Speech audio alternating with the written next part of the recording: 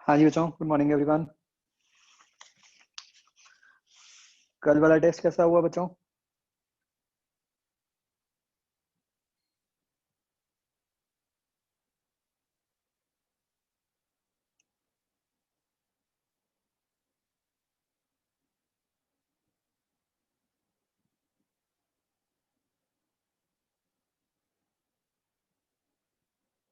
ठीक है। किसी आंसर में कोई कंफ्यूजन तो नहीं थी?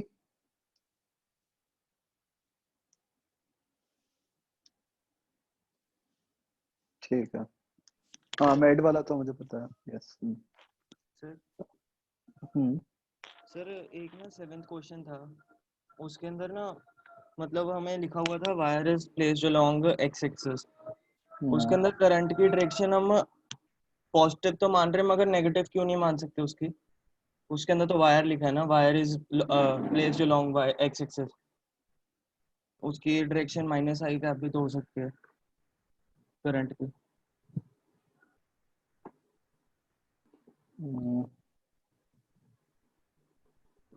कुछ था बच्चों ऐसा?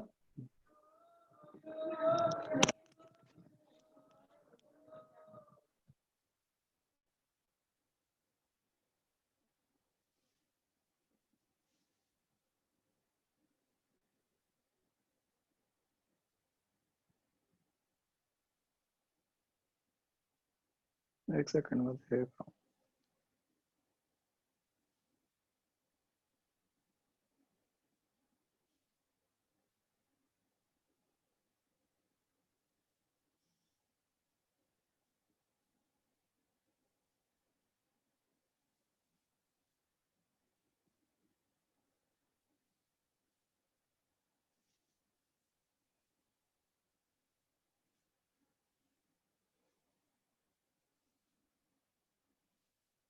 हाँ मतलब हो सकती है, पॉसिबिलिटी है। तो फिर दोनों आंसर आएंगे ना? नहीं, बट आपने नेगेटिव क्यों माना ये बताओ मुझे। सर मैंने तो दोनों ही माने थे। मगर दोनों आंसर्स आ रहे थे तो मेरा जो मन किया मैंने उनमें से एक कर दिया। नहीं, जनरली हम हमेशा पॉजिटिव नहीं करते।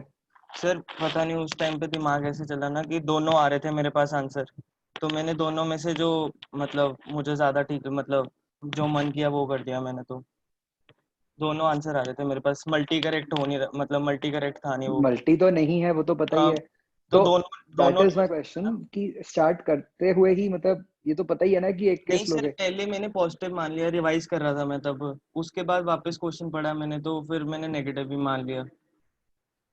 नहीं पहली नहीं, वही वाली मैं में पूछ रहा हूँ कि क्यों मना नेगेटिव, कि क्वेश्चन से ये भी तो नहीं कहीं दिख रहा कि हाँ नेगेटिव है। नहीं सर, यहाँ पे डायरेक्शन मेंशन नहीं है ना, एक्स एक्सिस के लॉन्ग है, तो दिमाग में आ गया कि नेगेटिव भी हो सकती है पॉजिटिव भी हो सकती हो है। सकती है, एग्जैक्टली है ना कि यस सर। तो पॉजिटिव भी हो सकती है। जैसे दोनों देयर आंसर वाज आएंगे नो ना फिर। Reason to think about negative, मतलब हमने हमेशा बात नहीं की कि यार एक बस कुछ नहीं मेंशन होता हम हमेशा पॉजिटिव लेके नहीं चलते हर केस में। सर आपने पिछली वाली डिस्कशन के अंदर वो मल्टी करेक्ट कर रहे थे ना, तो एग्जैक्टली मल्टी उसकी करेक्ट वजह था से वो। दिमाग में आ गया कि दोनों हो सकती हैं। तो ये तो सिंगल करेक्ट था। ये सर दोनों नहीं किया ना, दोनों में से मैंने नेगेटिव वाला कर दिया। अरे फिर वही बात, मतलब मैं वही तो कह रहा हूँ कि आपने सिर्फ पॉजिटिव क्यों नहीं माना, मतलब हमारी पिछली बारी तो बात हुई थी ये कि जब कुछ नहीं मेंशन होता हम पॉजिटिव ही लेते हैं। हुई थी ना ये बात। सर पहले अटेम्प्ट में माना था, तो बस दूसरे फिर वो अटेम्प्ट करना चाहिए था। मतलब गलत होगा सर। सी ऑप्शन भी। हाँ, बस एक करो। Excuse me sir. Hmm. Sir जिसमें मतलब मैग्नेटिक फील्ड की डायरेक्शन नहीं दी हुई थी आपको, जो व्हाट्सएप किया था, हम्म। वो होगा बोनस या वो ऐसे ही कौन सा क्वेश्चन था? रहेगा? एट्थ क्वेश्चन था, an electron and a lithium nucleus enters a magnetic field with same velocity, find the ratio of number of revolutions पर सेकंड ऑफ द टू। तो उससे तो कोई फर्क ही नहीं पड़ रहा। क्यों सर, रेडियस का फॉर्मूला तो तभी लगेगा ना अगर वो परपेंडिकुलर होगा, तो टाइम नहीं पीरियड वो तभी तो, लगा पाऊंगा ना वो वाला। बट मतलब वो तो ऑप्शन से क्लियर ही है ना, और तो कोई केस बन ही नहीं सकता। या तो आप ये कहो कि एक ऑप्शन ऐसी थी कि जिसमें लिखा हुआ है कि पता नहीं बनेगा कि नहीं बनेगा सर्कल। लेकिन जो सर, चारों ऑप्शंस हैं यस सर, उन चारों ऑप्शन से ये तो पक्का ही है कि सर्कल ही बन रहा है। कैसे सर न्यूमेरिकल वैल्यूज देख के कैसे कह रहे हो? नहीं मतलब अगर नंबर ऑफ रेवोल्यूशंस को हम कोई भी नंबर दे रहे हैं तो वो तभी होगा ना अगर सर्कल बन रहा है। वो तो सर मैंने इतनी सी स्टडी किया, अगर कोई और केस हो जिसमें सर्कल्स बनते हो। हम्म। कौन सा केस मतलब? जब बी परपेंडिकुलर टू बी होता है तभी सर्कल बनता है। वो तो सर मेरे को पता है ना कि मतलब अगर वाइड पर्सपेक्टिव से देखूं, अगर मेरे पास जेई में क्वेश्चन आया तो मैं मतलब सिर्फ एक चैप्टर के रिगार्डिंग थोड़ा सोचूंगा। वही सोचना है, उतना ही सोचना है भाई। मैंने पहले भी समझाया था, फालतू एक्स्ट्रा मत सोचो जहाँ रिक्वायर्ड ही नहीं है। और जो भी होगा वो इफेक्ट तो दोनों के साथ ही होगा, इलेक्ट्रॉन के साथ भी होगा उसके साथ भी होगा। सर मैं तो फॉर्मूले भी रुक गया ना कि टाइम पीरियड का फॉर्मूला लगाऊं या ना लगाऊं। नहीं नहीं, आई थिंक मतलब इसमें तो बिल्कुल कुछ सर नहीं है, आप ऐसे कह ठीक है। रहे हो कि रेवोल्यूशंस है, तो रेवोल्यूशन मतलब सर्कल, सर्कल तो मतलब डायरेक्शन स्पेसिफाई है, हाँ इसलिए मैं एग्जैक्टली। कह रहा हम्म। हूं। Okay sir, thank you. ऐसे क्वेश्चंस मत गलत किया करो यार, बिल्कुल स्ट्रेट फॉरवर्ड।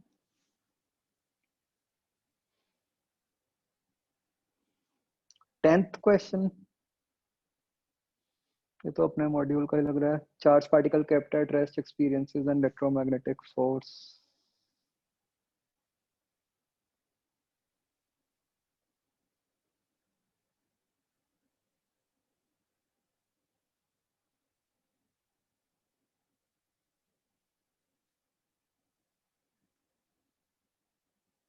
तो डी आ गया ना।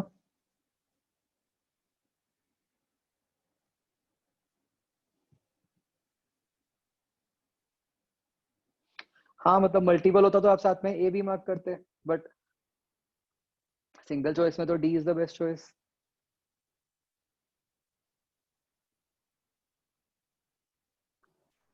Sir, yes. सर एक और प्रॉब्लम आई थी, जैसे ना एक का आंसर 0.8 था, मैं हम्म। 0.8 टाइप कर रहा हूँ, वो 80 लिखा जा रहा है। जब मैंने 0.80 टाइप किया तब जाके उसने सेट किया था। नहीं वो कुछ था, ये वैभव को पता है। वैभव क्या होता है, कैसे डालना पड़ता है उसमें? आई थिंक सर ऐसा वो है ऐसे होता है कि अगर आपके पास टू प्लेस कि अ, आपको इंटीजर में 0 नहीं लिखना होता, 0.80 लिखना होगा, तो वो 0 हाँ 0.80 अपने आप बना देगा। मतलब अगर आपका 0.8 आ रहा है ना तो आप 0 मत लगाओ, सीधा पॉइंट से ही लिखो। ओके, फिर नहीं को दिक्कत आती। मैं सीधा पॉइंट दबा के शुरू करूंगा अपना, हाँ हाँ जीरो ये में बच्चों टाइप बाकी भी सुन लो। अगर मतलब आई थिंक वैसे आप कर भी रहे होगे, मतलब don't type 0 point something, directly point से लिखो। मे भी कुछ कीबोर्ड मतलब कोई वो स्पेसिफिक हो किसी केस के लिए, बट 0 वाले केस में तो आपको शायद पहले ही बात हुई थी ना कि 0 वहां डालो तो वो वहां दिखता नहीं है बट एक्सेप्ट हो जाता है।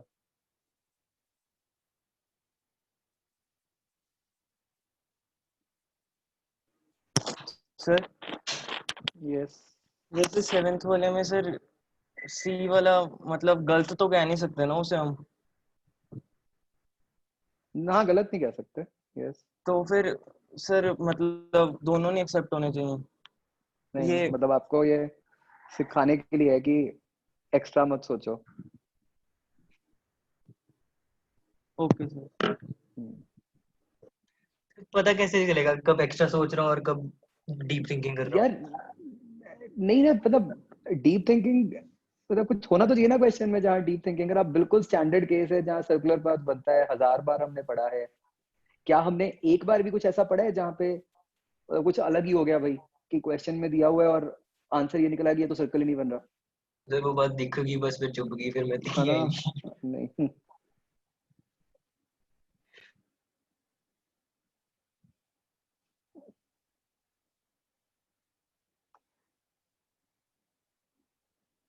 सर अगर वही क्वेश्चन मेंस के अंदर होता तो मतलब वो एक्सेप्ट ही ना होता आंसर। कोई जरूरी नहीं है, मैं तो आपको मेंस में ऐसे ऐसे दिखाऊंगा आप हैरान रह जाओगे कि मतलब इतना अजीब एक्सेप्ट कर लेते हैं वो। ठीक है सर। हम्म 10th में ये था ना electric field may not be, क्या था ए ऑप्शन जो थी 10th की, that said the electric field may not be zero.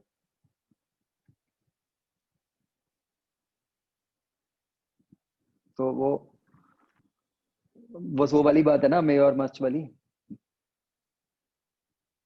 Sir मैं 10th की बात नहीं कर रहा, मैं 7th की बात कर रहा हूँ। नहीं कोई और 10th की बात कर रहा था। सर यस सर जब 10th के जो सी है उसमें दे रखा है कि इलेक्ट्रिक फील्ड में और मे नॉट बी जीरो, तो मतलब और ए ऑप्शन दिया हुआ है मे नॉट बी जीरो, तो अगर सी सी भी दे दिया तो इसका मतलब ए में तो यही बात कर रहे होंगे कि जीरो नहीं है। नहीं देखो सिंपल बात है, आप चारों ऑप्शंस पढ़ो, बेस्ट ऑप्शन कौन सी है? सर ए और डी दोनों बेस्ट लगती हैं। ए और डी में से भी बेस्ट कौन सी है? सिंगल चॉइस है।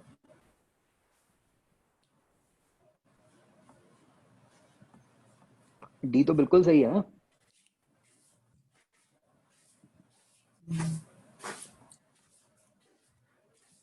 ए तो जैसे ही आप मार्क करते हो तो आप ये भी मान रहे हो कि वो जीरो भी हो सकती है। सर फिर सी में दिया हुआ है कि मे बी जीरो, तो मतलब ए मार्क करने का मतलब कि जीरो नहीं तो होगी। सी तो हमने गलत कह ही दिया, यस सर। राइट? अब उसके साथ ए देखो ना, अब मतलब अब हम तो ए और डी में कंपेयर कर रहे हैं। यस सर ठीक है। हम्म। हाँ जी।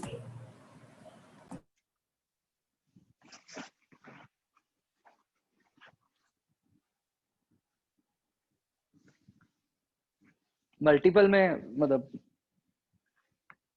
चल जाता ए डी।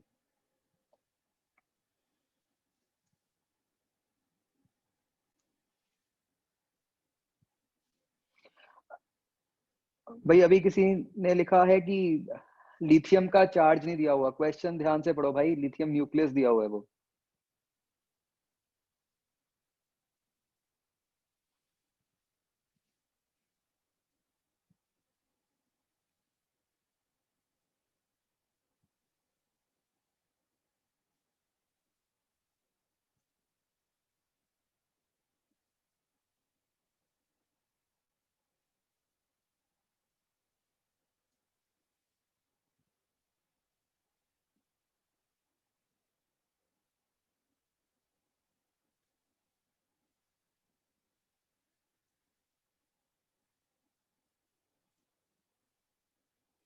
फोर्थ क्वेश्चन में पॉजिटिव डायरेक्शन नहीं है।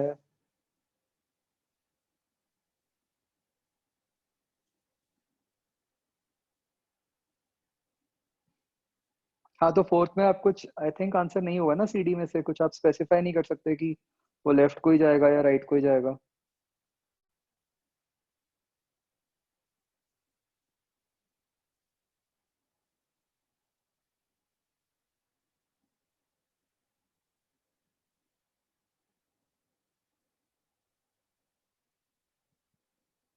नहीं लिखा तो है क्वेश्चन में, electron is projected along the direction of fields, तो ए कैसे ठीक हो गया?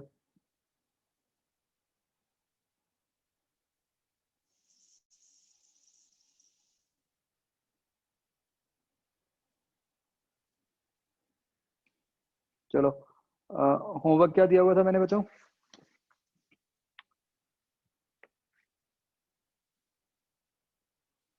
Part A B exercise 01।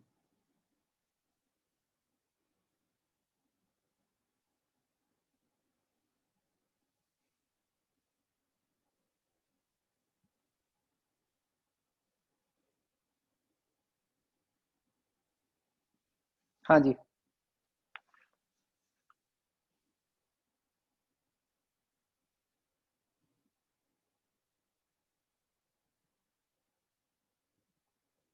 हाँ बच्चों एक्सरसाइज 0।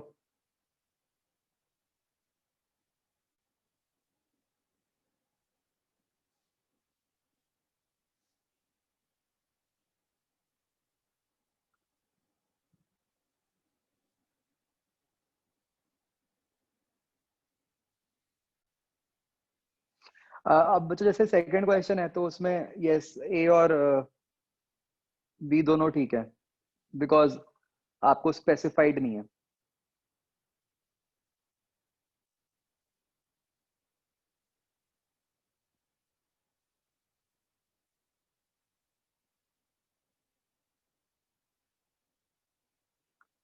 थर्ड क्वेश्चन,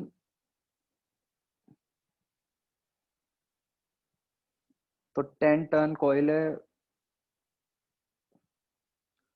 तो जो कॉइल है उसमें आप चेंज इन फ्लक्स निकाल लो, उसके अंदर फील्ड क्या होगी, mu not an I into number of turns into उसका एरिया।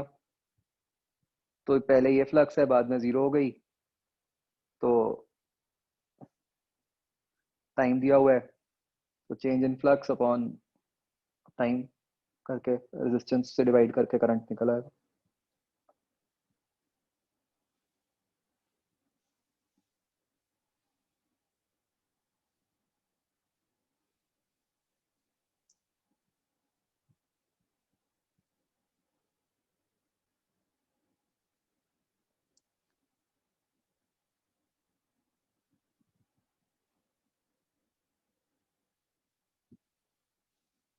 फोर्थ क्वेश्चन में क्या सिचुएशन है?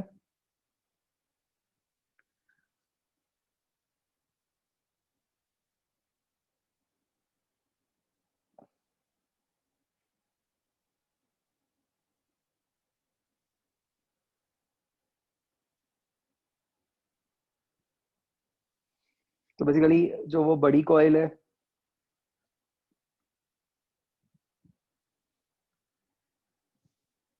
ये 1000 टर्न्स वाली, इसके सेंटर पे एक छोटी कॉइल है जिसके 50 टर्न्स है।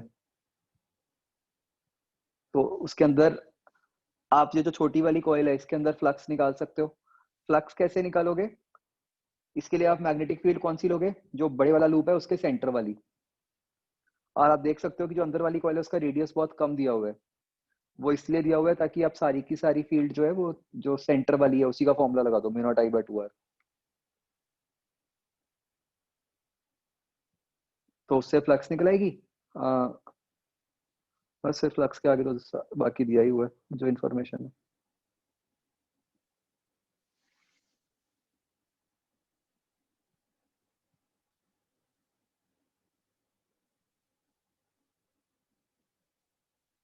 आगे 9th का जो आंसर आ रहा है,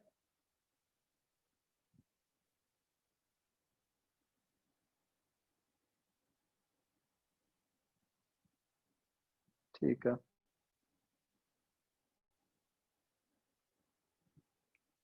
बी पार्ट बचाओ।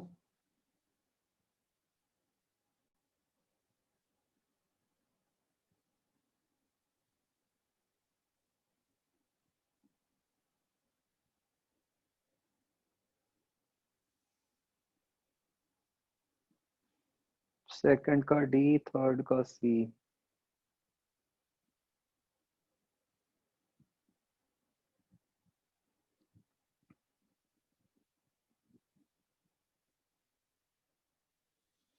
तो जो सेकंड का डी है,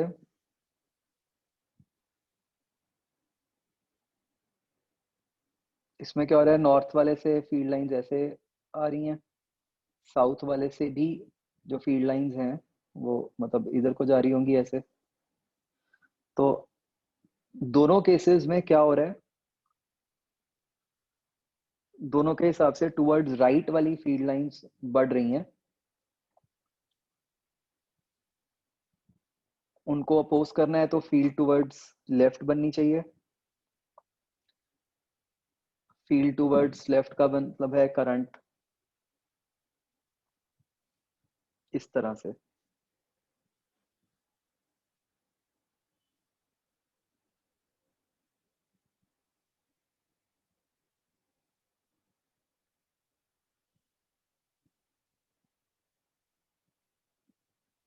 तो इस तरीके से करंट फ्लो करेगा। इसके हिसाब से बच्चों क्या आंसर बन गया?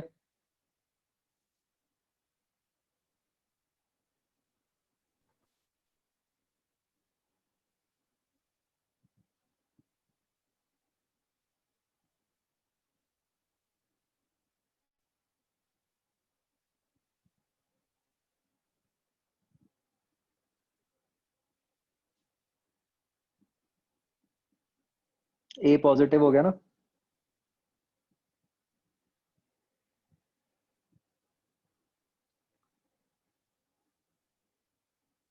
ए पे पॉजिटिव चार्ज आ रहा है, बी पे नेगेटिव, मतलब बी से चार्ज कम हो रहा है। ओके, थर्ड का क्या बताना है? थर्ड में direction of induced current.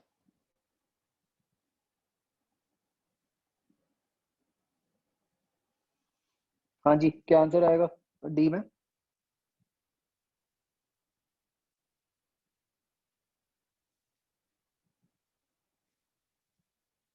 Third के डी में आपके अकॉर्डिंग क्या आंसर आना चाहिए बच्चों?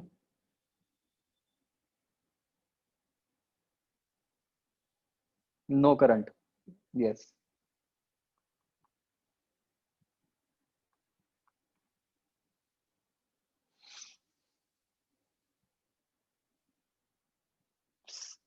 सी।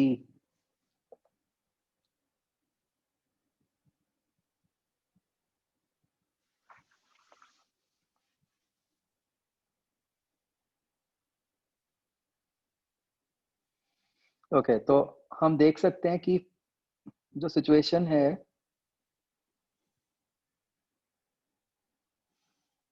जो करंट है वो सोलेनॉइड के पीछे से ऊपर को जा रहा है और उसके आगे से नीचे को आ रहा है। तो मतलब जो फील्ड लाइंस हैं वो इधर को बनेंगी, और आपने की को रिलीज किया, मतलब आपने सर्किट ओपन कर दिया।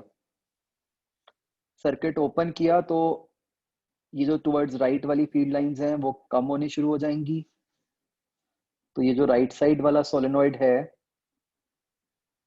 वो टुवर्ड्स राइट को फील्ड लाइंस बनाएगा। तो इसका मतलब जो करंट है वो ऐसे होना चाहिए, तो x2y आ जाएगा, राइट?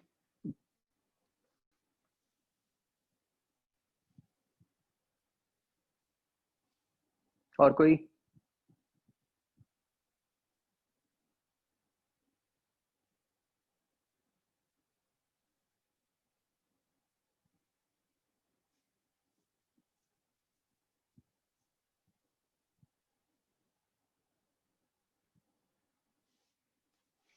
तो ये 7th क्वेश्चन है बच्चों, कॉइल ए के कारण फील्ड लाइन इधर को बनेगी, कॉइल सी के कारण फील्ड लाइन टुवर्ड राइट बनेगी।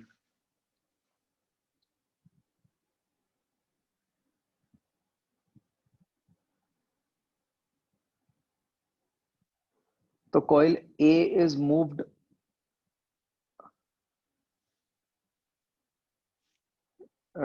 Towards be with uniform speed. अगर ए को बी की तरफ हम मूव कर रहे हैं तो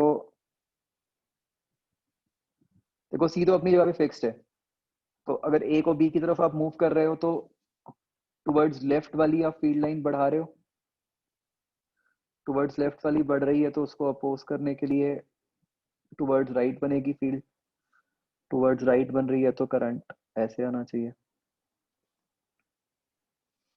तो करंट की ए की ऑपोजिट डायरेक्शन हो गई। तो ये ए आंसर आ जाएगा इसका। थर्ड का बी,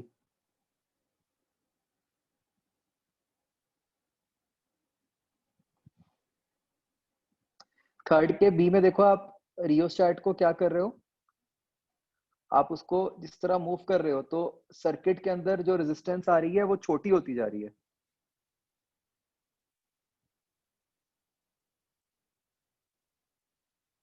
तो इसलिए करंट बढ़ेगा।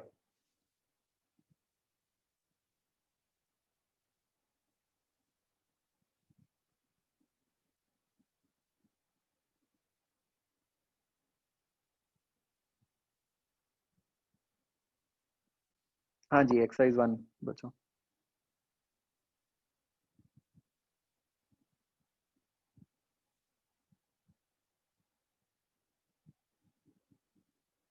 ए पार्ट,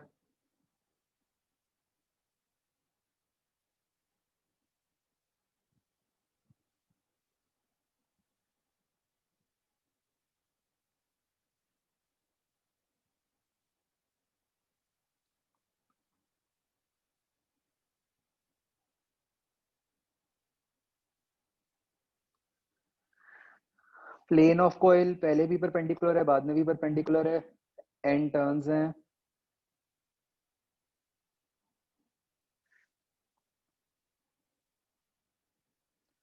तो देखो बच्चों आपको ये समझना है कि फ्लक्स के अंदर क्या टर्म्स आती हैं, एन इंटू एरिया आता है, एरिया में पाई आर स्क्वायर है, तो जब बाद में आपने रेडियस डबल कर दिया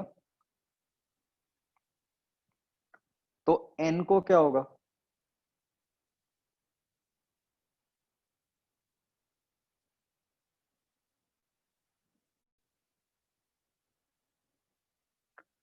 तो एन जो है वो हाफ हो जाएगा क्योंकि आपने रेडियस डबल कर दिया, और इधर 4r स्क्वायर आ जाएगा, तो 2 टाइम्स हो जाएगा 5।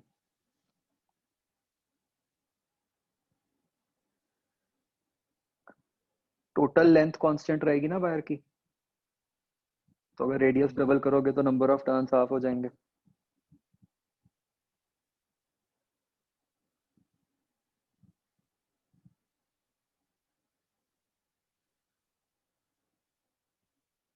आगे बच्चों,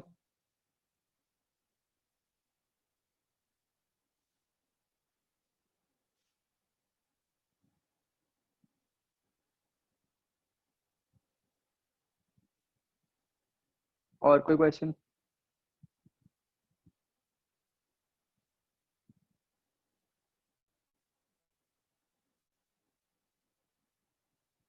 बी पार्ट,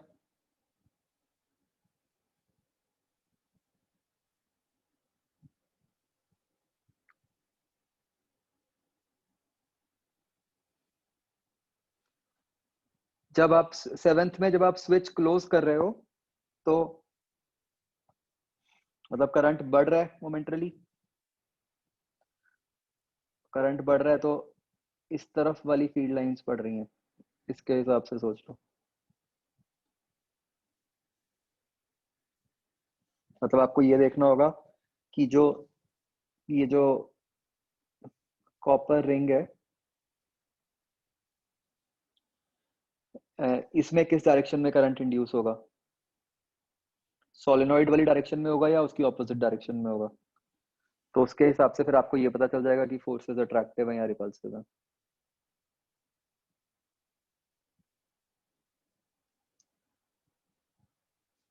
सिक्स्थ क्वेश्चन में भी की क्लोज कर रहे हैं तो मोमेंटरली करंट बढ़ रहा है, आउटर लूप में मोमेंटरली करंट बढ़ रहा है, तो उसके कारण फील्ड लाइंस किधर को बढ़ेंगी, अंदर की तरफ, उसको अपोज करना है, तो इनर में ऑपोजिट डायरेक्शन में आ जाएगा।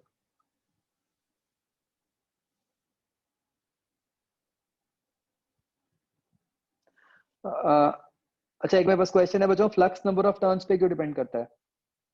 जब हम फ्लक्स लिखते हैं B इंटू ए, ये एक रिंग के लिए, जब आपने ऐसे डबल कर दिए तो वो अब दोनों के लिए B इंटू ए अलग अलग है, तो इसलिए यहाँ पे हम 2BA लिखते हैं।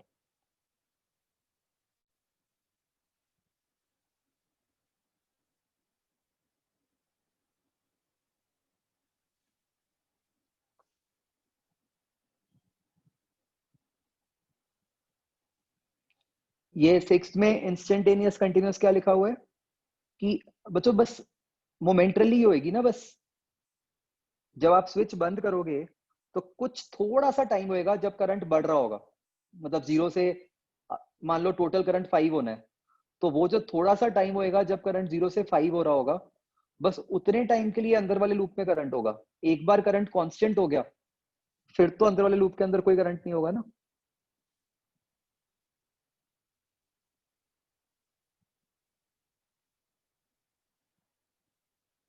ओके, और कोई क्वेश्चन बच्चों?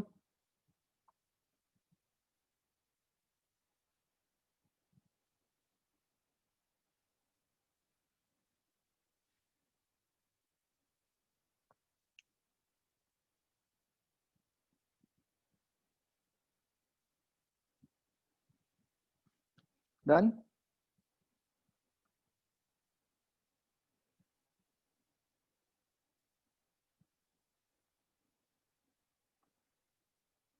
ये लर्निस्ट में हाँ कुछ रिजल्ट डिस्प्ले चेंज हो गया ना कुछ? क्या हुआ है, पहले से अच्छा हो गया बुरा हो गया?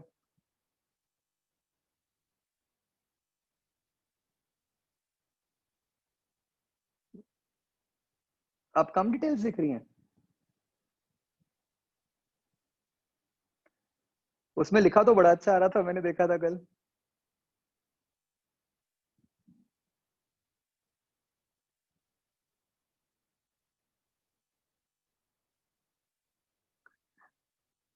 वो कम मार्क्स को एक्सीलेंट मार्क्स में मोटिवेट करने के लिए कह रहे हैं।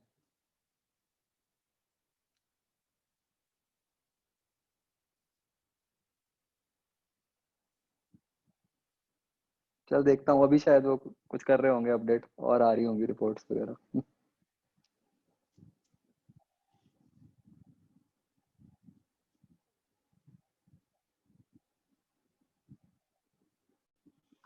वैभव वो लर्निस्ट पे अपलोड होता है ओवरऑल रिजल्ट?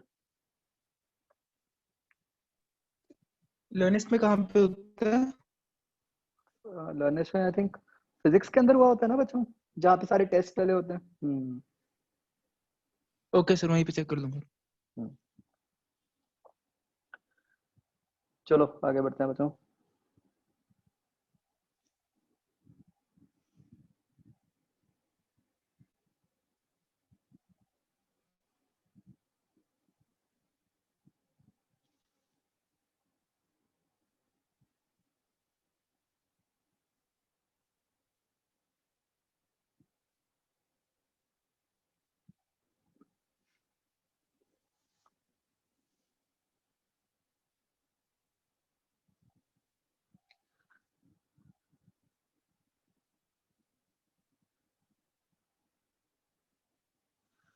अच्छा अच्छा बच्चों, एक मुझे बात बताओ, एक हमने ये सिचुएशन लिखी थी, हमने ऐसे लिखा था ना कि changing magnetic flux produces a potential difference which produces a current। बच्चों देखो इसकी क्या इंपॉर्टेंस है,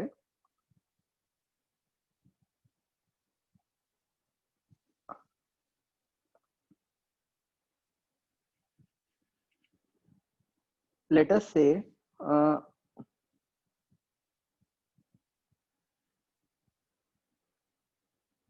एक रीजन है, उसमें ये दो लूप्स हैं और एक मैग्नेटिक फील्ड है इनटू द प्लेन, ठीक है। Let's say this magnetic field is changing,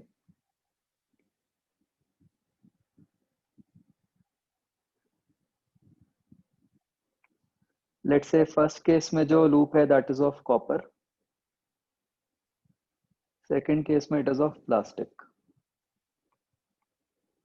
तो दोनों केसेस में क्या फर्क होगा?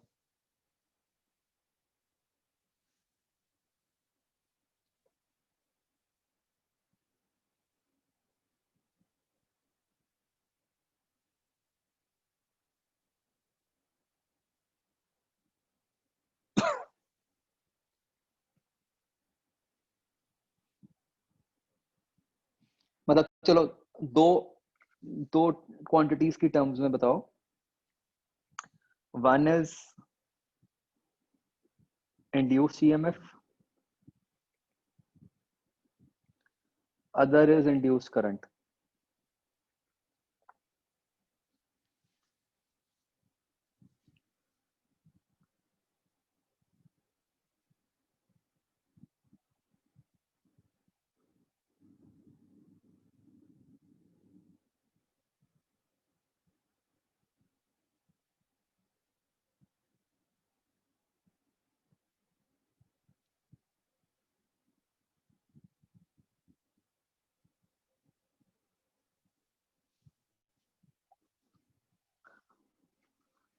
तो देखो बच्चों, जो इंड्यूस्ड ईएमएफ है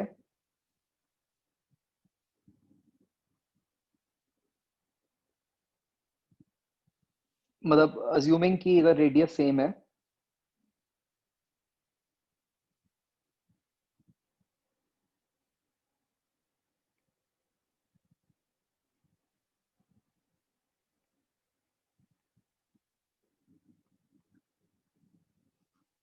तो जो इंड्यूस्ड ईएमएफ होएगी वो तो दोनों में सेम ही होएगी, क्योंकि इंड्यूस्ड ईएमएफ के अंदर तो कहीं पे लूप के मटेरियल का की कोई बात ही नहीं कर रहे ना।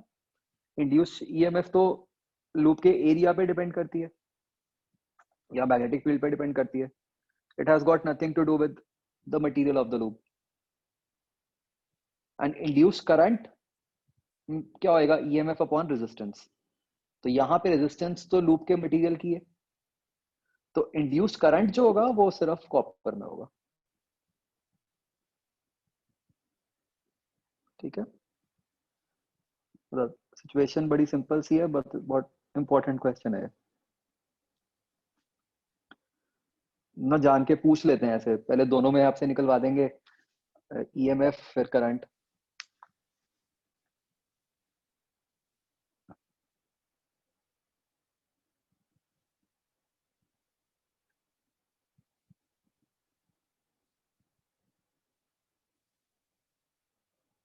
ओके, एक बच्चों हमने केस किया था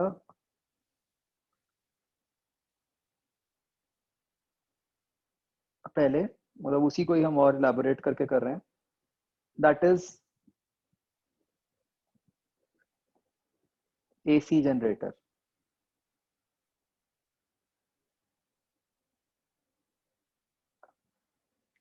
अभी हम कोई उसकी वर्किंग वगैरह की बात नहीं करेंगे, मतलब कंस्ट्रक्शन वगैरह की बात नहीं कर रहे। अभी हम सिर्फ इसका न्यूमेरिकल पार्ट समझना चाह रहे हैं जिस पे बेस्ड क्वेश्चंस बन सकते हैं। तो लेट अस से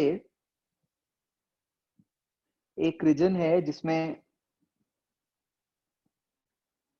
एक मैग्नेटिक फील्ड है, लेट्स से टुवर्ड्स राइट।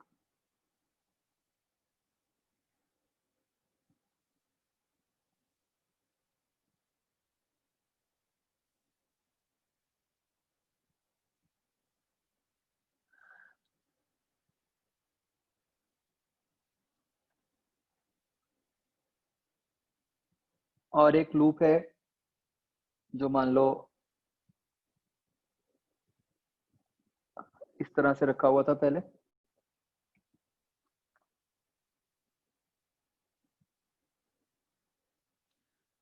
ये है initial situation.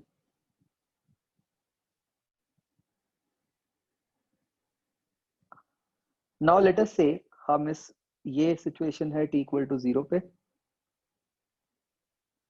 Now let us से हमने इस लूप को घुमाना शुरू कर दिया इधर को, ऐसे एंटी क्लॉकवाइज डायरेक्शन। तो हमें लूप का एरिया गिवन है, नंबर ऑफ टर्न्स गिवन है, and let's consider omega to be constant.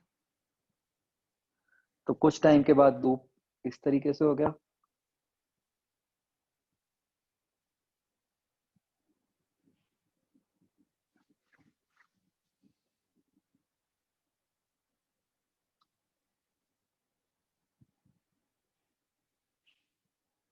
Be towards right है,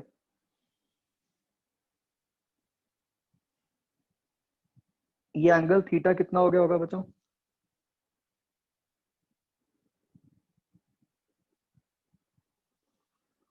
ओमेगा टी, राइट?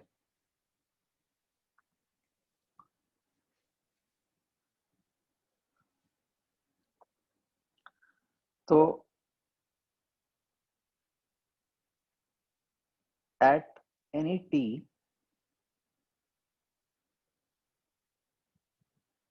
फ्लक्स की वैल्यू क्या बन गई?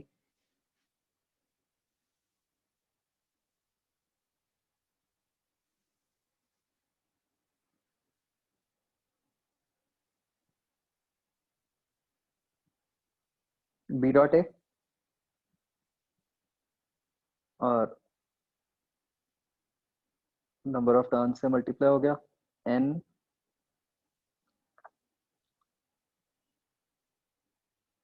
ए बी कॉस ओमेगा टी, है ना?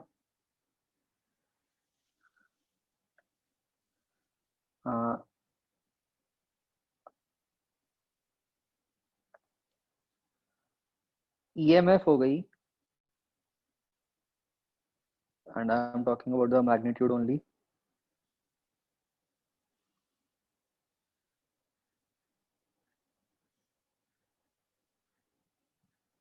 d phi by dt का मैग्नीट्यूड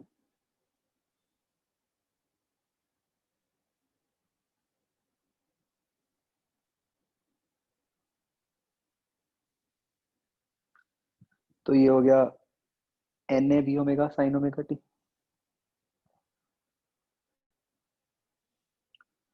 ठीक है जी।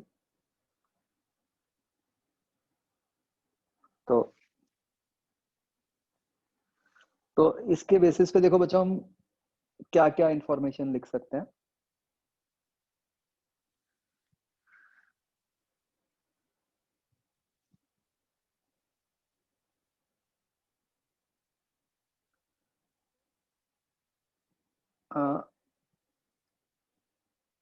सबसे पहले let us draw a graph. हम एक ग्राफ ड्रॉ करते हैं बिटवीन फ्लक्स एंड टाइम, और उसी में हम प्लॉट करेंगे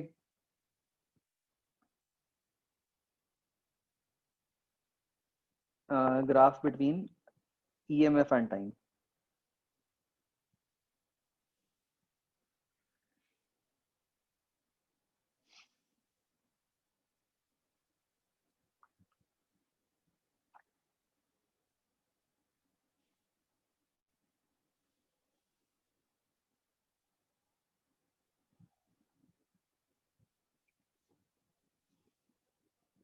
तो बच्चों हम देख सकते हैं फ्लक्स और टाइम का जो ग्राफ बनेगा वो कॉस का ग्राफ है।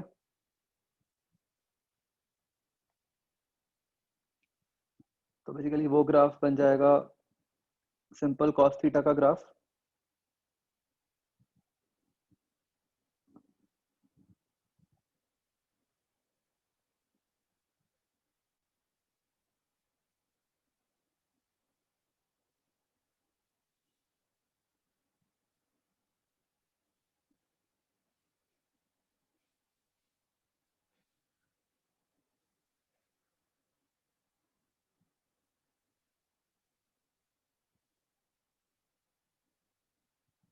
somewhat like this.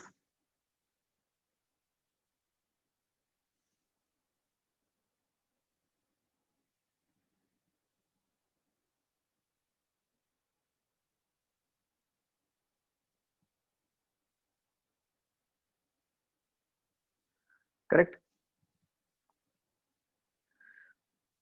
What about EMF का ग्राफ?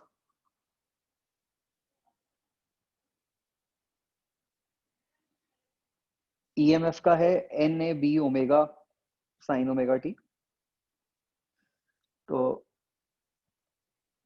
एक तो ये क्या हो गया कि जो बाहर है, जो एम्पलीट्यूड है, that is getting multiplied by omega, so we don't know ideally कि ओमेगा इज ग्रेटर देन 1 और लेस देन 1।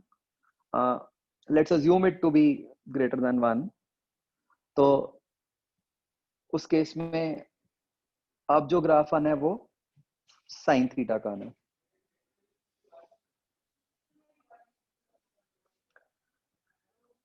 ठीक है, तो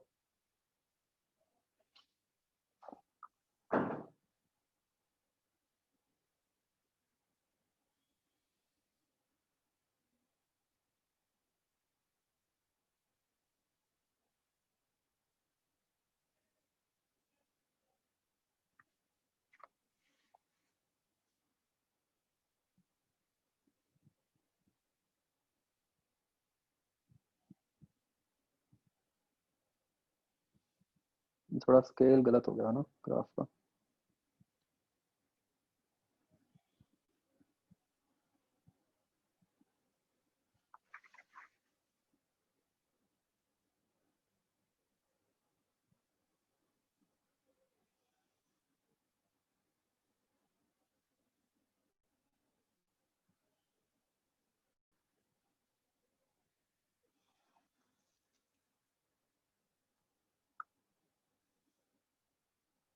ग्राफ ही नहीं बन रहा यार कॉस का।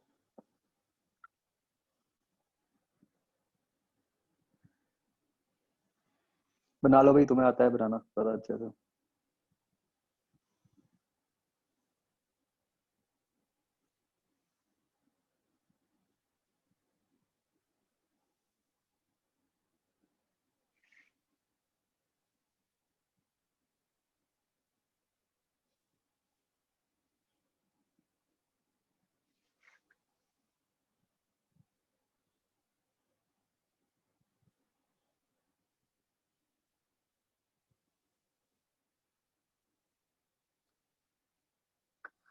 ये जो मैंने वैल्यूज लिखी हैं,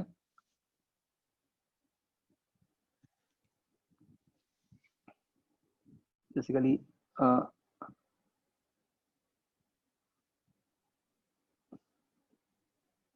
ये वो वैल्यूज हो गई जिसपे वो cos ओमेगा t की वैल्यू 0 हो जाएगी, राइट?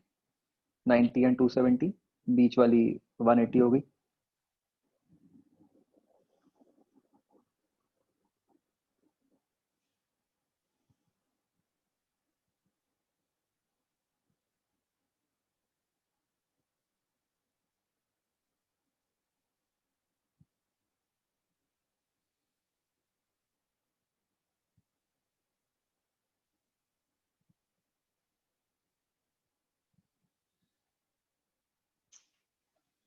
तो ये इस तरीके से ग्राफ बन जाएगा, राइट?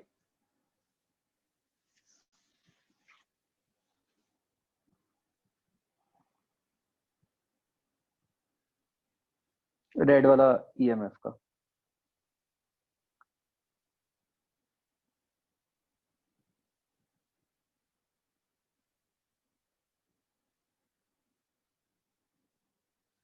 एक्चुअली हाँ सही कह रहे हो, we should not write mod here, है ना, क्योंकि वो भी प्लस माइनस तो होएगा ही। यहाँ बच्चों मॉड हटा लो, mod will create confusion for the timing. अभी तो हम नॉर्मली करते हैं, उसके हिसाब से दिखा देते हैं, हाँ?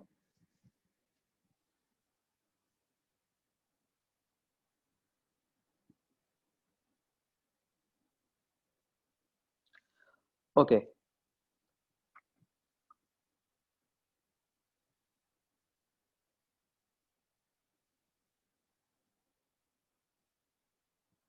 तो इस ग्राफ के बेसिस पे या जो ऊपर वाला हमने जो एक्सप्रेशंस लिखे हैं उसके बेसिस पे हम क्या कह सकते हैं बच्चों कि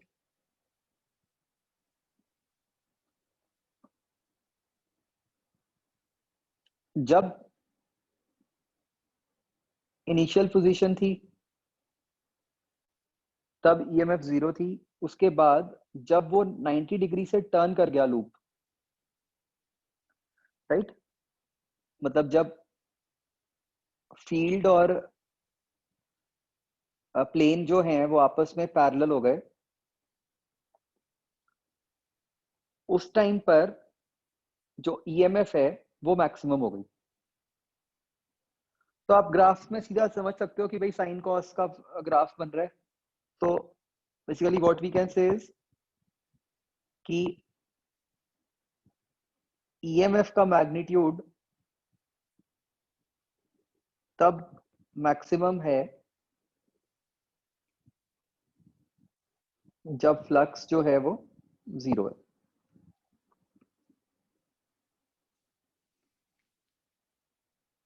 राइट।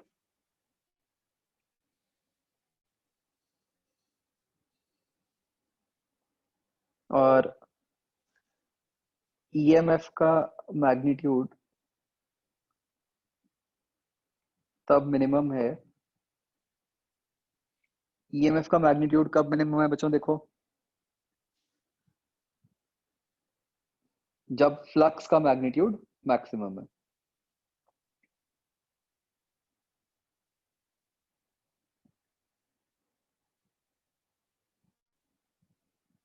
राइट, तो मतलब बस माइंड में इतना बात याद रखने वाली है कि maximum flux does not imply maximum EMF, right, because EMF is not proportional to flux, it is proportional to rate of change of flux. Is this thing clear to all?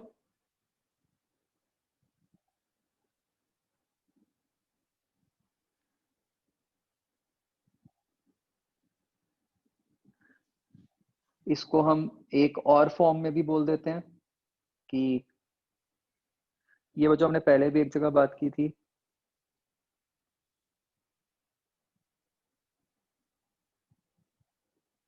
कि there is phase difference of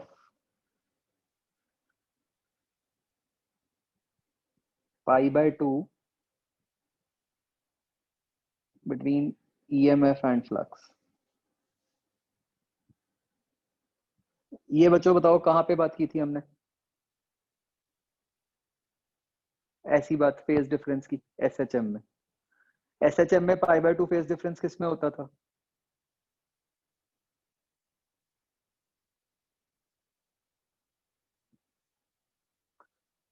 displacement and velocity या फिर velocity and acceleration, ठीक है ना।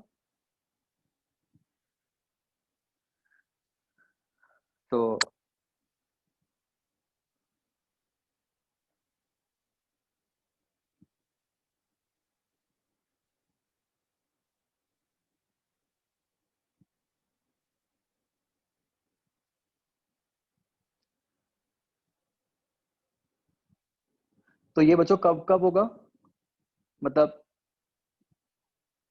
Flux 0 कब होएगी?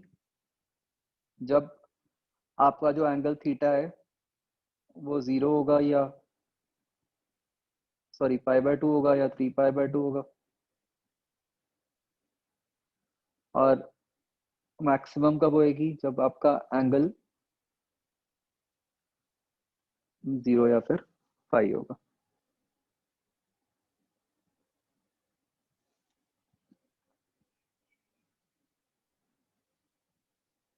ठीक है ना। एक बच्चों अब हमने इसी वाली सिचुएशन में लेंस लॉ के हिसाब से ये बताना है कि देखो मैथमेटिकली तो फैराडे लॉ से ऐसा तो दिख रहा है हमें कि ईएमएफ जो है वो आधे साइकिल के लिए पॉजिटिव है और आधे साइकिल के लिए नेगेटिव है, ठीक है। तो जैसे कि हमने हमेशा समझा है कि हम डायरेक्शन की बात तो in terms of Lenz law करते हैं, तो एक बार यहां देखते हैं कि मतलब जो करंट इंड्यूस हो रहा है वो किस तरीके से हो रहा है, क्लॉकवाइज या एंटी क्लॉकवाइज। तो बच्चों एक बार जो सिचुएशन मैंने बनाई हुई है, इस सिचुएशन में मुझे बताओ, ऑब्जर्वर इस साइड है, ऐसे देख रहा है, मतलब अभी के लिए, ठीक है, इसके आगे नहीं अभी आपको पता, मतलब इनिशियल से अभी तक ये एंगल हुआ है अक्यूट एंगल। बताओ ऑब्जर्वर को करंट किधर को दिख रहा होगा, क्लॉकवाइज या एंटी क्लॉकवाइज।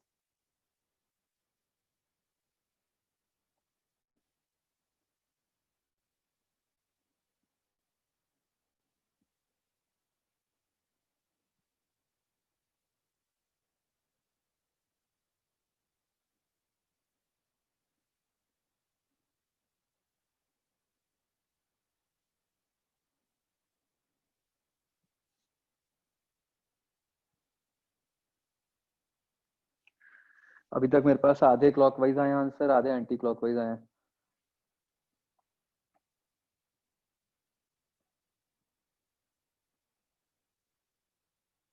क्वेश्चन इज कि at the position shown observer को करंट किधर को दिख रहा होगा, क्लॉकवाइज या एंटी क्लॉकवाइज।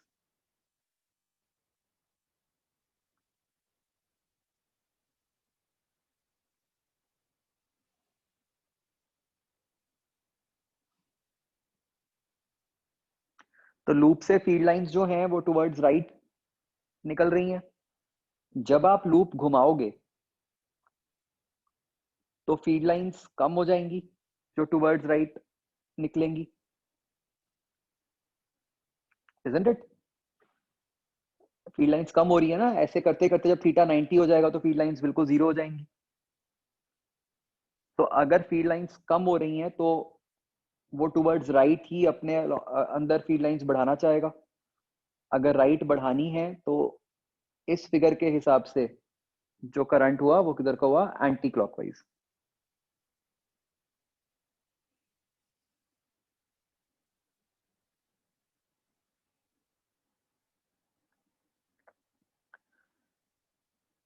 ठीक है, इसको बच्चों आपने माइनस के साथ नहीं रिलेट करना, साइन के साथ नहीं रिलेट करना। ये नहीं कहना कि हाँ ईएमएफ यहाँ पॉजिटिव थी तो इसको एंटी क्लॉकवाइज बोलना है, बिकॉज क्लॉकवाइज एंटी क्लॉकवाइज तो ऑब्जर्वर डिपेंडेंट है ना, वो तो हमने जहाँ ऑब्जर्वर बनाया होगा उस हिसाब से आ जाएगा कुछ भी। आपको फिजिकली देख के समझ आना चाहिए कि क्या ये बात समझ आ रही है बच्चों।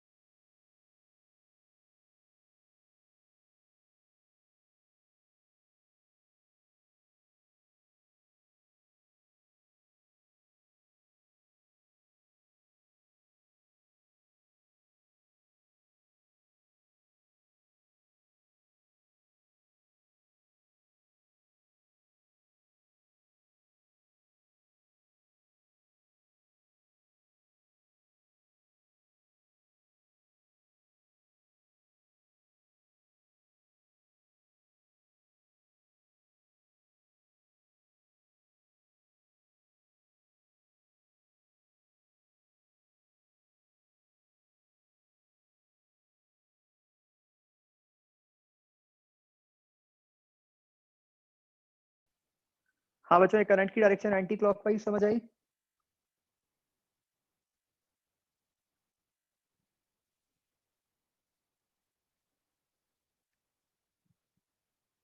अच्छा, आप मुझे ध्यान से सोच के ये बताओ, लेट अस से थीटा इज ऑब्ट्यूज, ठीक है, थीटा इज ऑब्ट्यूज, ऑब्जर्वर वही है आपका, मतलब थीटा एंगल मान लो 120 है लेट से, तो उस टाइम पे ऑब्जर्वर को करंट किधर को नजर आ रहा होगा, सेम ऑब्जर्वर को, क्लॉकवाइज या एंटी क्लॉकवाइज?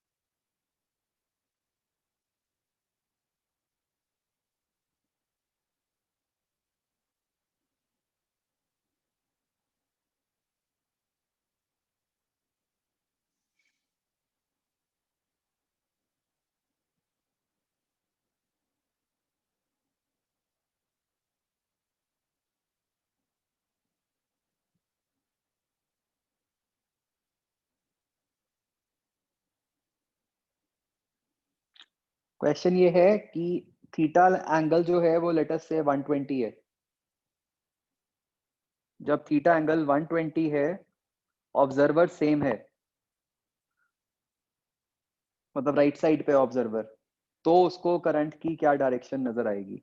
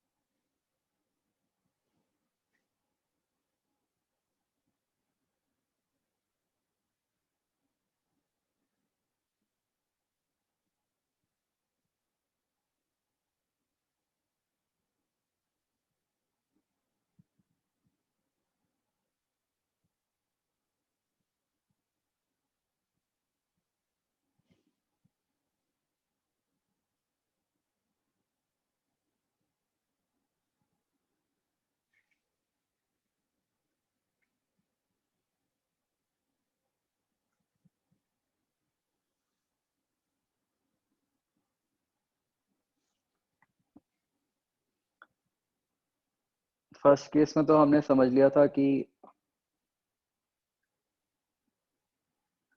एंटी क्लॉकवाइज है,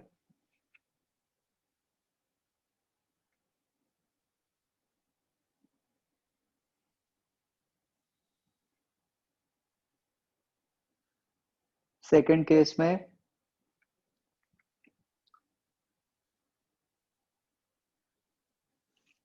भाई देखना ही 90 डिग्री के बाद शुरू करो, जब 90 था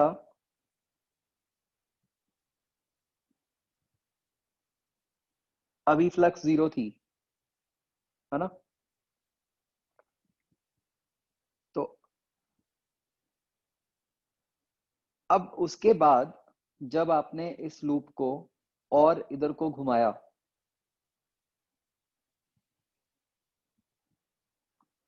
तो क्या हुआ, अब टुवर्ड्स राइट फील्ड लाइंस बढ़ रही हैं, अब अगर टुवर्ड्स राइट फील्ड लाइंस बढ़ रही हैं,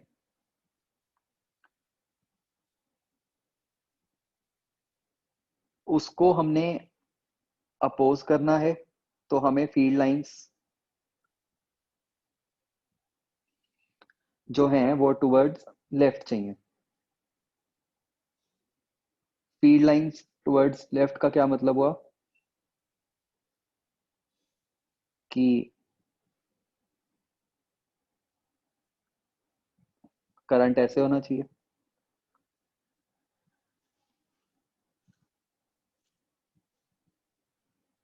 तो ऑब्जर्वर के हिसाब से क्या हो गया, क्लॉकवाइज। देखो ध्यान से,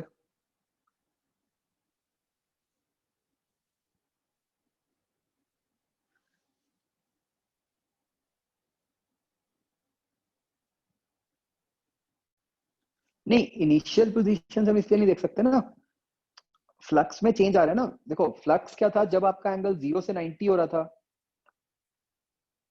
तब फ्लक्स कम हो रही थी,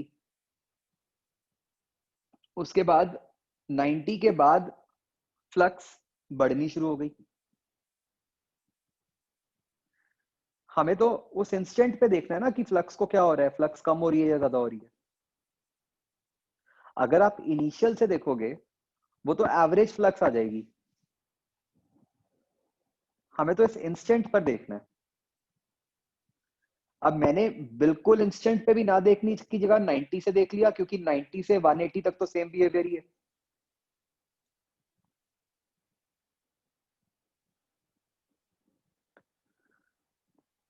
हुआ क्लियर बच्चों?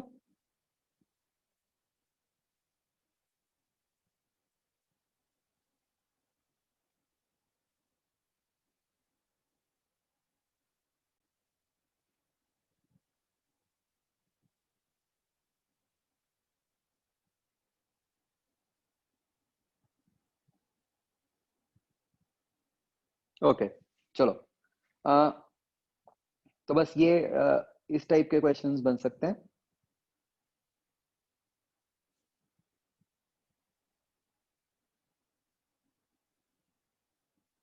तो बच्चों आप फिर से देख सकते हो एक बात, हमारे लिए करंट की डायरेक्शन एक केस में एंटी क्लॉकवाइज आ गई, एक केस में क्लॉकवाइज आ गई, है ना।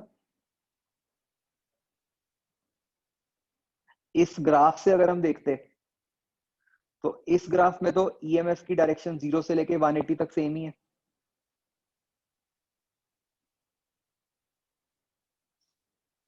ना। तो मतलब मैथमेटिकली डायरेक्शन का उतना क्लियर आइडिया नहीं लगता हमें।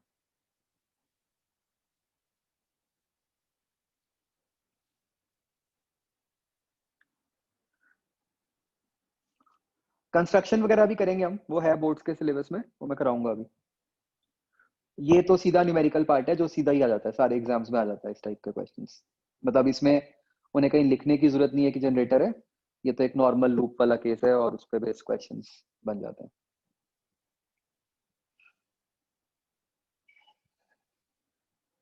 ठीक है बच्चों।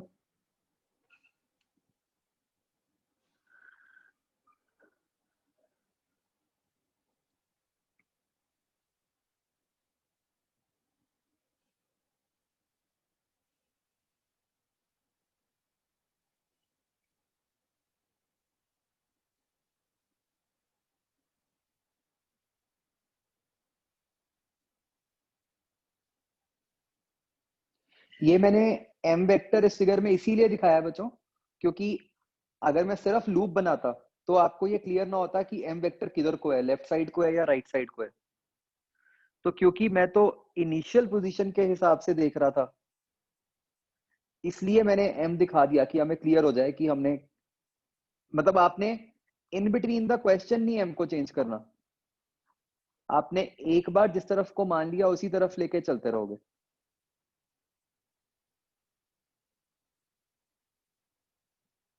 ठीक है ना।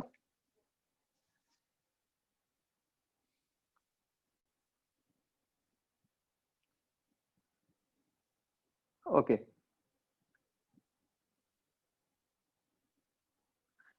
हम ये ना, हाँ हम एम वेक्टर से ही देख रहे हैं।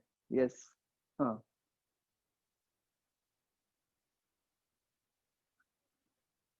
वैसे हमें आइडियली एम वेक्टर नहीं लिखना चाहिए, हमें ए वेक्टर लिखना चाहिए। बताओ क्यों।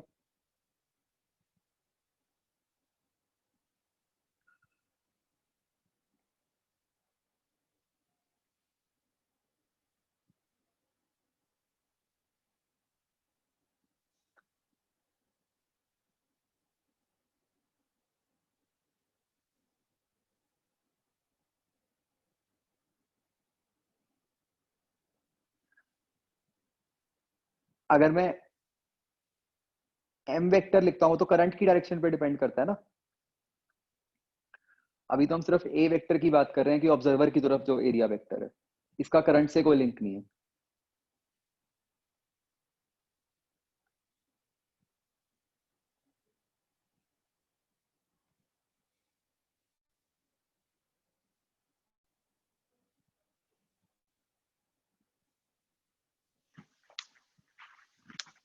राइट। मतलब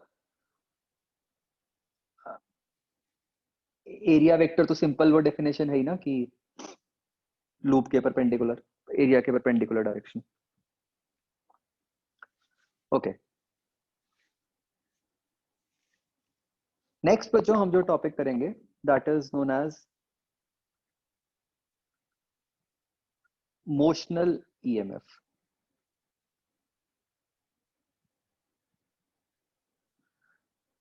ये मतलब इस चैप्टर का सबसे क्रिटिकल वाला टॉपिक है।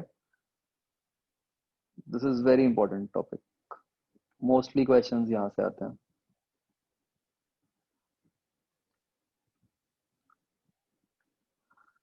और ये हमें थोड़ा सा एक्सप्लेन भी करेगा सिचुएशन को कि मतलब अभी तक तो हम बस मान रहे हैं ना कि हाँ भाई चेंजिंग मैग्नेटिक फील्ड से करंट प्रोड्यूस हो गया। ये हमें एक मतलब एक थोड़ा सा आइडिया देगा कि ऐसा कुछ क्यों हो रहा है। तो बच्चों मान लो सिचुएशन ये है कि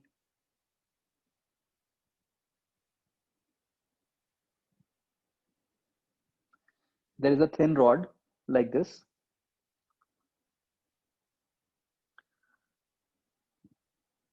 This rod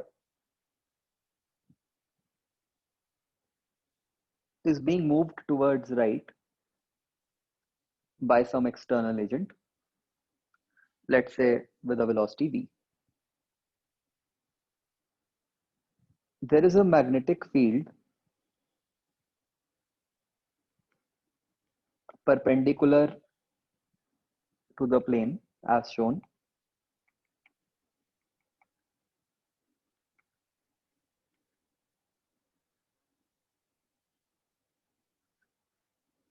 B.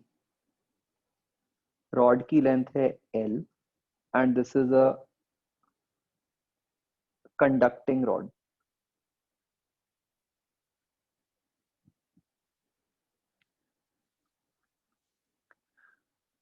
जो बच्चों मेन बात समझनी है हमें वो ये है कि imagine field lines going into the plane. Rod की इस मोशन से फील्ड लाइंस को क्या हो रहा है?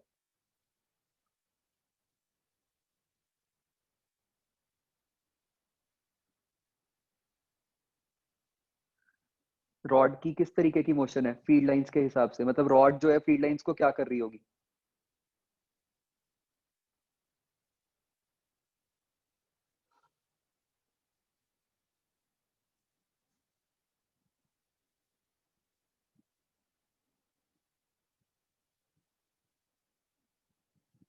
फील्ड लाइंस अंदर को जा रही हैं, ठीक है। Imagine some lines going inwards into the plane. अब रॉड ऐसे राइट को जा रही है तो रॉड क्या कर रही होगी उन फील्ड लाइंस को?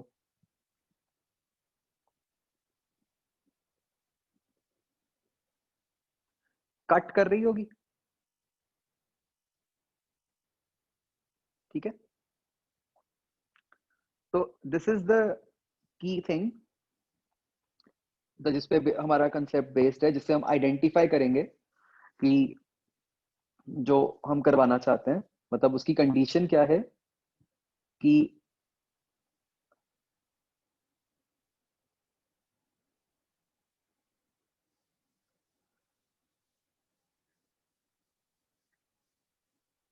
rod is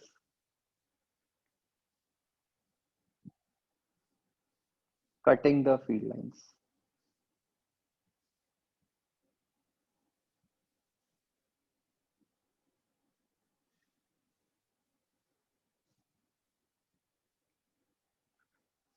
बच्चों कितने रीजन की फील्ड लाइंस कट हो रही होंगी अभी वाले इस फिगर के हिसाब से?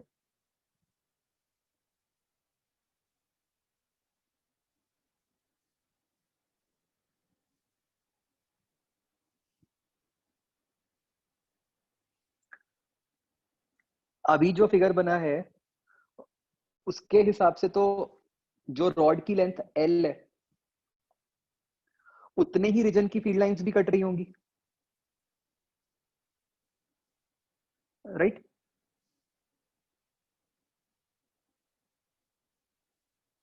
मतलब ऐसे सोचो स्पेस में बहुत सारी फील्ड लाइंस हैं, आपने एक रॉड चला दी ऐसे, तो जो बीच वाला एल रीजन की फील्ड लाइंस हैं वो कट गई सारी, है ना?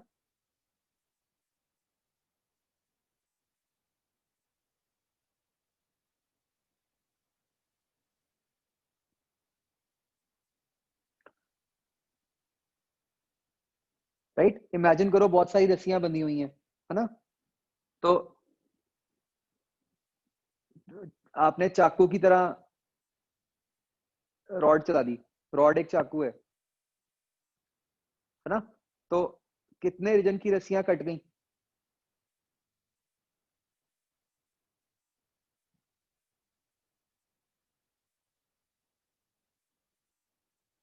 अभी तो इस फिगर में तो लेंथ एल वाले रीजन की कट गई ना?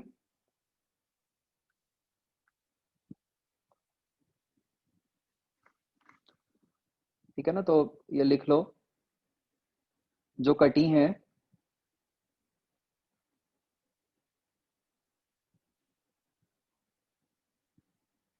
प्रेजेंट केस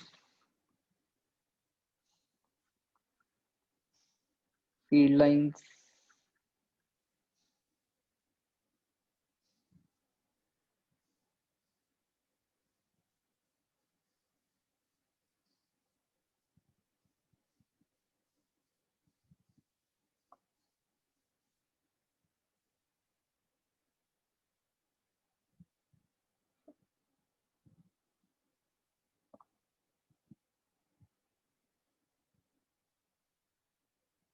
ऐसे लिख देता हूं मैं, coming in front of rod are being cut.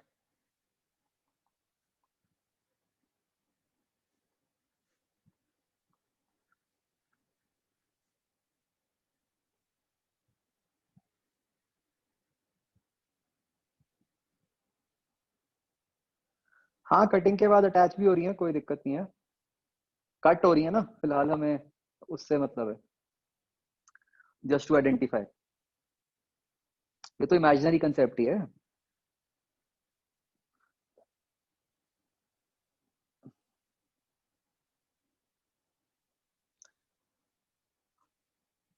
नमन, वो एक डिफरेंट थ्योरी होती है कि कौन से मटेरियल्स के अंदर मैग्नेटिक फील्ड हो सकती है, कौन से में नहीं हो सकती। वो चैप्टर कट गया है बेसिकली अपना, वो फेरोमैग्नेटिज्म पैरामैग्नेटिज्म होता है। ओके,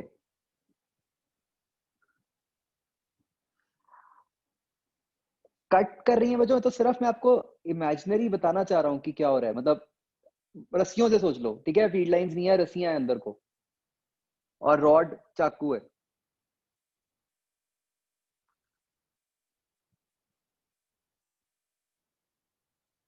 ठीक है? और कोई सिग्निफिकेंस नहीं है इसकी, मैं कोई प्रॉपर्टी नहीं बना रहा हूँ, मैं तो सिर्फ विजुलाइज करवा रहा था कि कितने रीजन में फील्ड लाइंस पे कोई इफेक्ट आएगा। ये अभी जस्ट आगे समझ आ जाएगा आपको कि मैं क्यों कह रहा हूँ, ठीक है? अब बच्चों, क्योंकि ये रॉड एक कंडक्टर है, तो इसके अंदर फ्री चार्जेस होंगे। So this rod has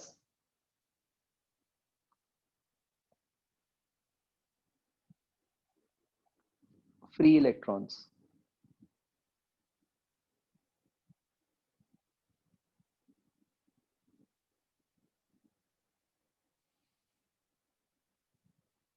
right? अब बच्चों, ये जो इलेक्ट्रॉन्स हैं, इनकी वेलोसिटी है v टुवर्ड्स राइट, राइट? और मैग्नेटिक फील्ड है इनटू द प्लेन। तो इलेक्ट्रॉन्स के ऊपर बच्चों फोर्स किधर को लगी?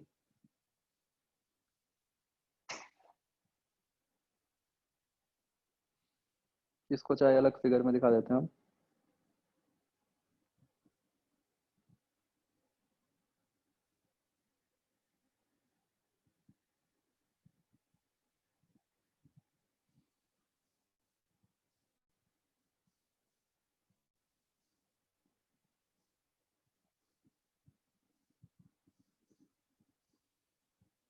तो हम देख सकते हैं कि जो इलेक्ट्रॉन्स हैं उन पे फोर्स लग रही है डाउनवर्ड्स,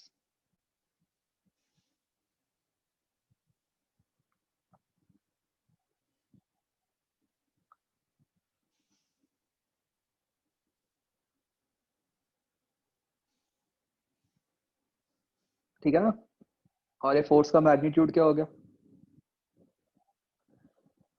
ईवी भी।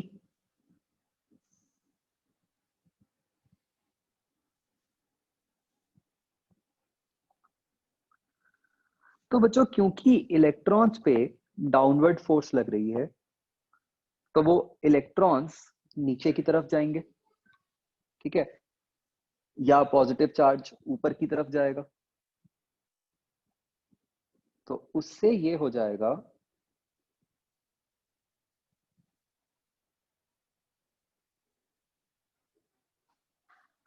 कि जैसे जैसे रॉड मूव कर रही होगी,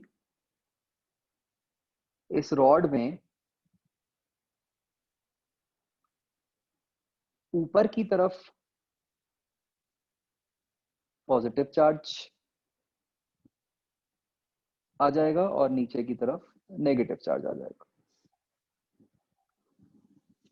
क्या ये बात समझ आती है बच्चों?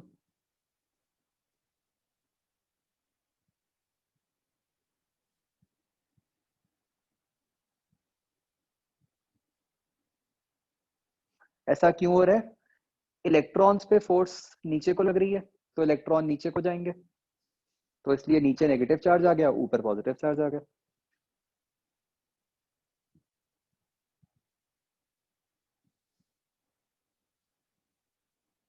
राइट? तो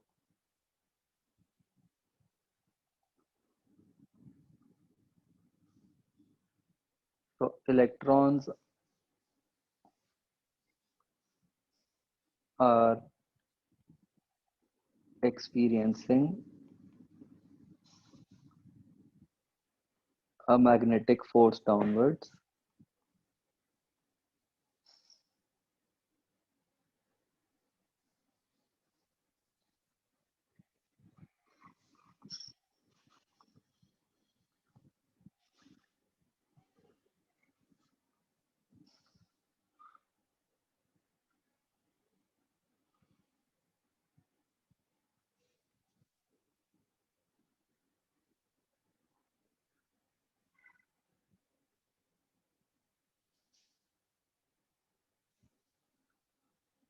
तो अब इसके कारण क्या हो जाएगा,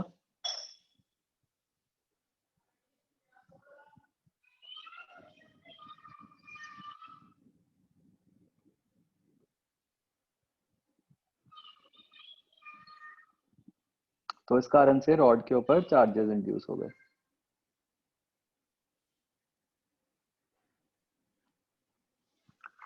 तो अब बच्चों जैसे जैसे ये चार्जेस इंड्यूस हो रहे हैं, उस कारण से एक इलेक्ट्रिक फील्ड आ जाएगी।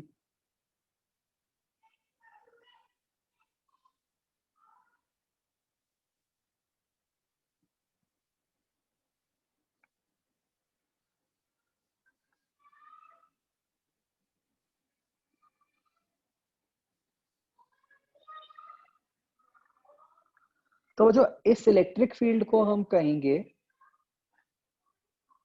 As induced electric field, because ये जो इलेक्ट्रिक फील्ड आई है ये इंड्यूस्ड चार्जेस के कारण आई है। ठीक है, तो हमने इसको लिखना ही हमेशा ई इंड्यूस्ड है, ताकि हमें हमेशा माइंड में रहे कि ये क्यों आई है, कहां से आई है। तो अब बच्चों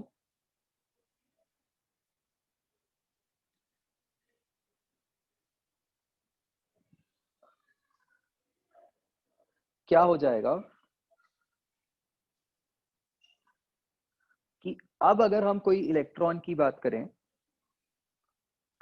इस इलेक्ट्रॉन पे अब दो तरीके की फोर्सेस लग रही हैं।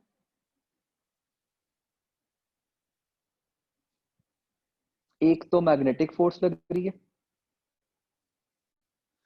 ईवी भी नीचे को,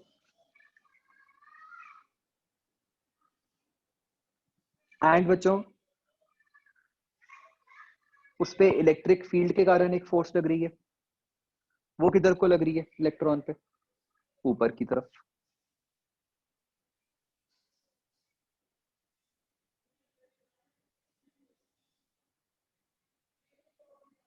ये कितनी हो गई, E इंटू E इंड्यूस्ड।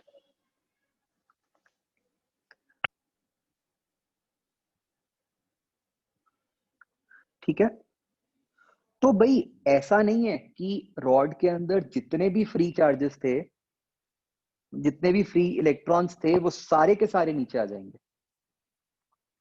जब थोड़े से इलेक्ट्रॉन्स नीचे को आए होंगे तो उसके बाद ये सिचुएशन बन जाएगी, और जैसे ही ये दोनों फोर्सेस आपस में बैलेंस हो गई, उसके बाद क्या हो जाएगा,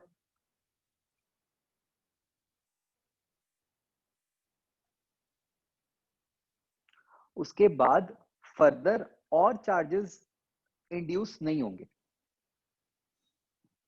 राइट, इक्विलिब्रियम आ गया।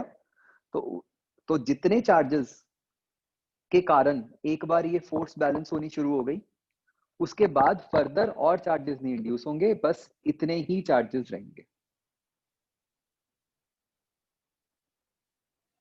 क्या ये बात समझ आ रही है बच्चों? इसको हम क्या बोलते हैं, ऐसी सिचुएशन को जब फर्दर कोई चेंज ना आ रहा हो?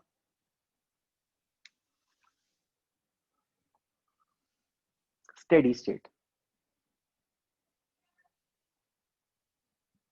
तो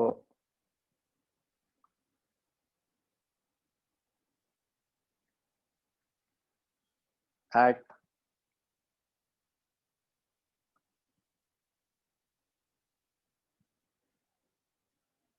steady state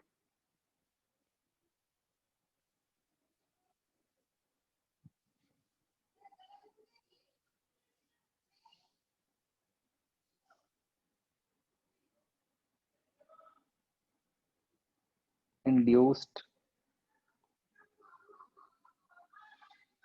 electric field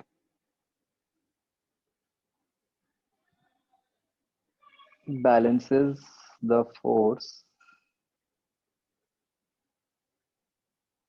due to magnetic field। तो क्या बन गया ये mathematically, E into E induced is equal to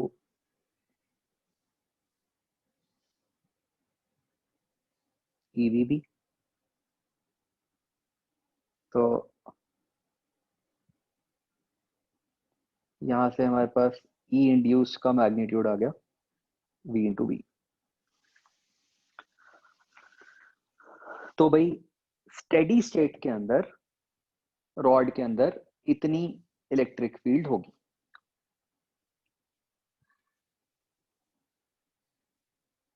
ठीक है, तो अगर इलेक्ट्रिक फील्ड है तो उसके कारण मतलब पोटेंशियल डिफरेंस होगा। तो तो ये बच्चों कौन सा एंड हायर पोटेंशियल पे होगा, कौन सा एंड लोअर पोटेंशियल पे होगा इस फिगर के हिसाब से?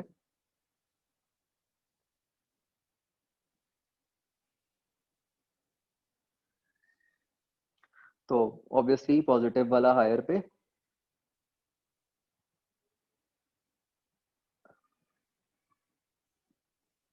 नेगेटिव वाला लोअर पे।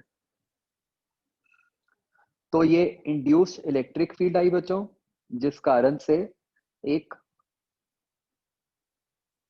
इंड्यूस्ड पोटेंशियल डिफरेंस आ गया।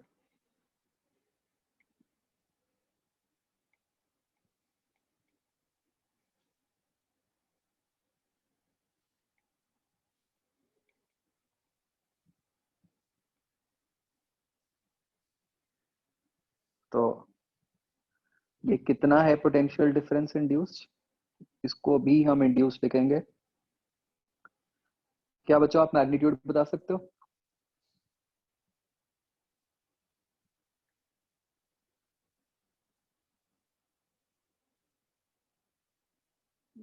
E इंटू एल होता है ना? तो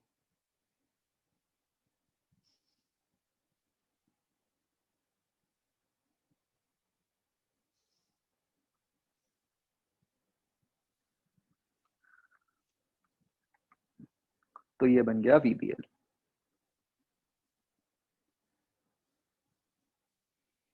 ठीक है,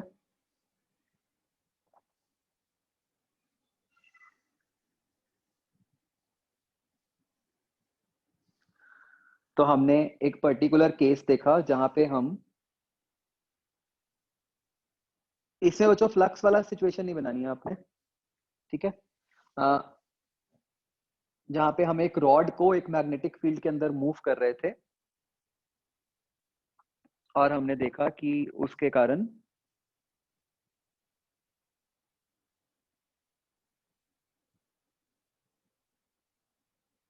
रॉड के अंदर एक पोटेंशियल डिफरेंस इंड्यूस हो गया।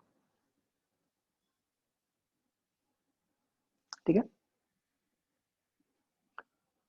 तो बच्चों हमने तो सीधा ही लिख दिया सिचुएशन के हिसाब से, देखकर डायरेक्शन सारी। अगर इसको बिल्कुल वेक्टर फॉर्म में लिखना हो, ये एग्जैक्ट टर्म क्या बनेगी?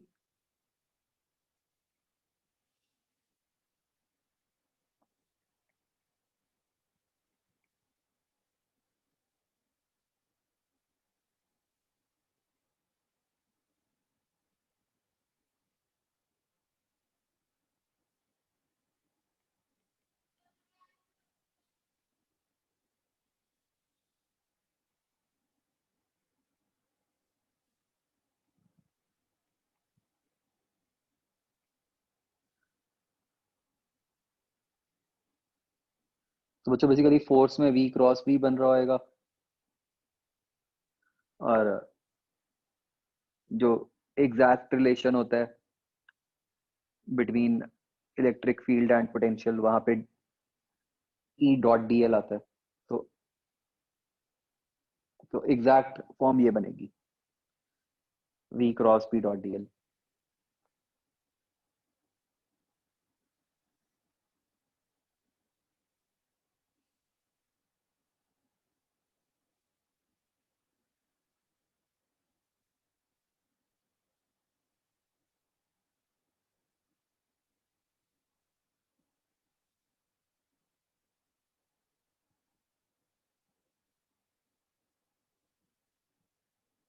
ठीक है, तो आपने बच्चों आज यहां तक अच्छे से एक बार इसको पढ़ना है सारे पॉइंट्स। इसके फर्दर जो एप्लीकेशंस हैं वो नेक्स्ट टाइम देखेंगे। बाकी होमवर्क में आपने सी पार्ट कर लेना।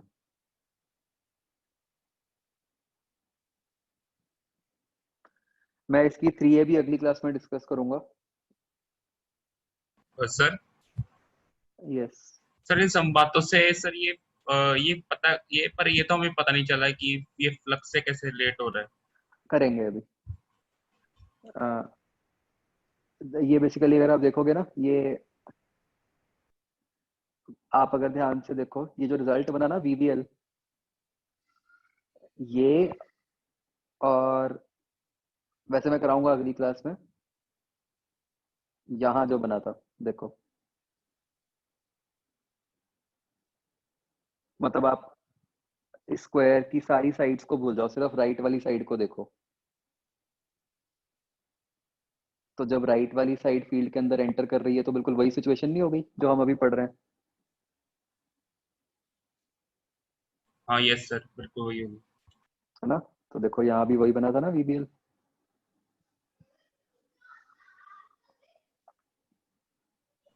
ओके सर, बट अभी हम स्टिल इसको और फर्दर देखेंगे। वो जनरलाइज तो सर करना पड़ेगा, हाँ, तो एक केस को देखता।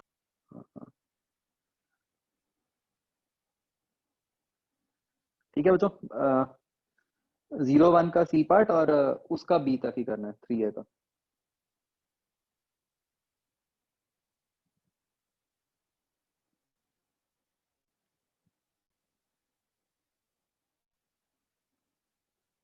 चलो ठीक है बच्चों, ओके, बाय।